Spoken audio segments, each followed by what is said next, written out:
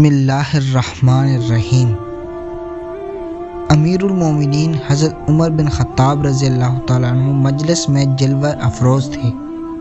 اتنے میں دو نوجوان ایک دیہاتی آدمی کو پکڑ کر لائے اور حضرت عمر بن خطاب رضی اللہ تعالیٰ عنہ کے سامنے اسے کھڑا کر دیا۔ امیر المومنین نے پوچھا بات کیا ہے؟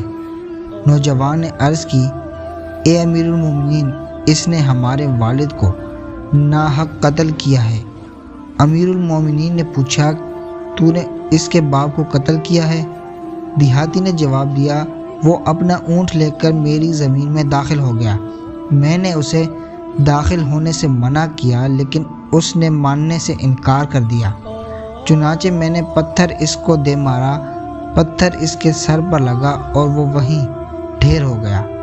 حضرت عمر بن خطاب نے دیہاتی کی گفتگو سنی اور فرمایا، خون کا بدلہ خون، کوئی قرار نامہ نہیں لکھا گیا بلکہ یہ فیصلہ ایسا تھا جس میں کسی مناقشے کی ضرورت نہیں تھی۔ حضرت عمر رضی اللہ تعالیٰ عنہ نے اس دیہاتی کے خاندان کی بابت نہیں پوچھا وہ کس قبیلے کا ہے، کیا وہ کسی معزز قبیلے کا ہے، کیا اس کا خاندان مضبوط اور طاقتور ہے۔ اے امیر المومنین، میں آپ سے اس ذات کا واسطہ دے کر گزارش کرتا ہوں جس کے سبب آسمان و زمین قائم ہیں، کہ آپ مجھے صرف ایک رات کے لیے چھوڑ دیں تاکہ میں گاؤں جا کر اپنی بیوی اور بال بچوں سے ملاقات کراؤں اور انہیں اس بات سے آگاہ کر دوں کہ عنقریب میں قتل کیا جانے والا ہوں۔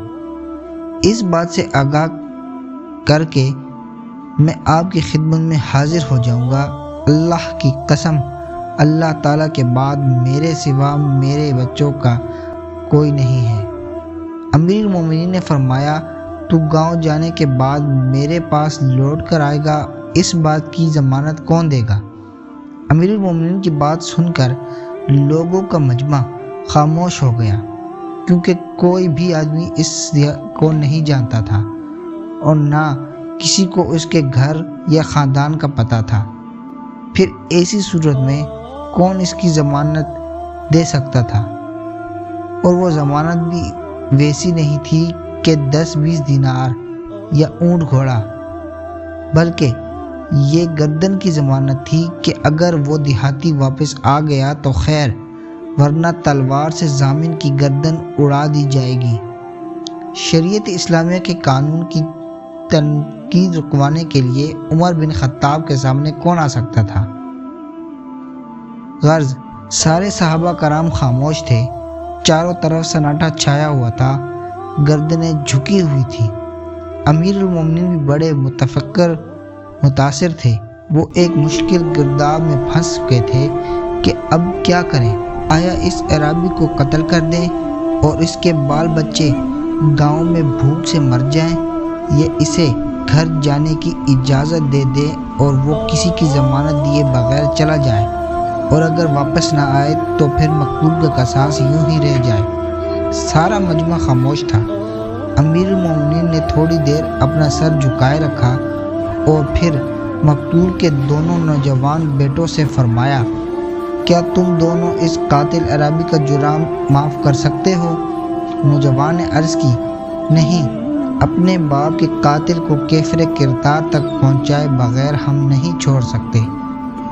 امیر المومنین نے مجمع کو مخاطب کر کے فرمایا، اے لوگو، اس عرابی کی ضمانت مجھے کون دے سکتا ہے؟ مجمع میں سے ایک آواز آئی، اے امیر المومنین، میں اس کی ضمانت دیتا ہوں۔ یہ ایک بزرگ و تقوی شاعر کی آواز تھی۔ یہ جلیل القدر صحابی حضرت ابو ذر غفاری رضی اللہ تعالیٰ عنہ تھے۔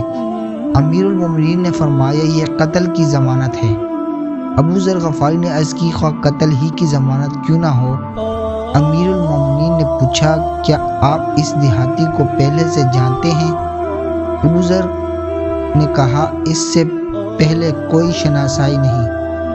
امیر المومنین نے فرمایا، پھر کس بنیاد پر آپ اس شخص کی ضمانت دے رہے ہیں؟ ابو ذر غفاری نے عرض کی، میں نے اس کے اندر مومنوں کے آثار دیکھے ہیں، اس لیے میں نے بھانپ لیا ہے کہ یہ جھوٹ نہیں بول رہا، انشاءاللہ یہ ضرور آ جائے گا۔ امیر المومنین نے فرمایا، اے ابو ذر، کیا آپ اس گمان میں مبتلا ہیں کہ اگر اس اعرابی نے آنے میں 3 دنوں سے زیادہ تاخیر کر دی تو میں آپ کو چھوڑ دوں گا اور آپ کی جان بخشی ہو جائے گی؟ ابو ذر نے عرض کی، اے امیر المومنین، اللہ تعالیٰ سے مدد طلب کی جا سکتی ہے۔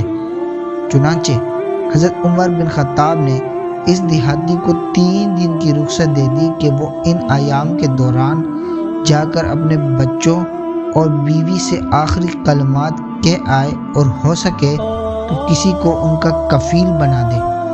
امیر المومنین کی اجازت پا کر دیہاتی اپنے گھر چلا۔ تیسرے دن جب دیہاتی نہ پہنچ سکا تو حضرت عمر بن خطاب نے مدینہ منورہ میں عصر کے وقت الصلاۃ الجامعہ کا اعلان کرایا۔ قصاص طلب کرنے والے دونوں نوجوان حاضر ہوئے اور حضرت ابو ذر غفاری بھی تشریف لائے اور آ کر حضرت عمر رضی اللہ تعالیٰ عنہ کے سامنے بیٹھ گئے۔ حضرت عمر رضی اللہ تعالیٰ عنہ نے دریافت کیا، دیہاتی کدھر ہے؟ حضرت ابو ذر نے کہا، مجھے نہیں معلوم اے امیر المومنین۔ حضرت ابو ذر غفاری سورج کو دیکھ رہے تھے جو تیزی کے ساتھ ڈھل رہا تھا۔ صحابہ کرام خاموشی کے ساتھ حیران و ششدر سر جھکائے بیٹھے ہوئے تھے، جن کی کیفیت کا علم اللہ تعالیٰ کے سوا کسی کو نہ تھا۔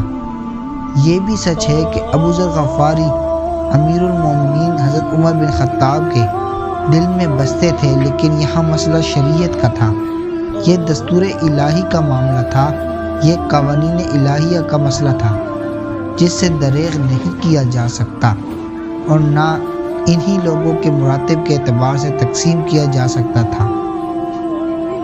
چنانچہ آفتاب غروب ہونے کے لیے ڈھل چکا تھا۔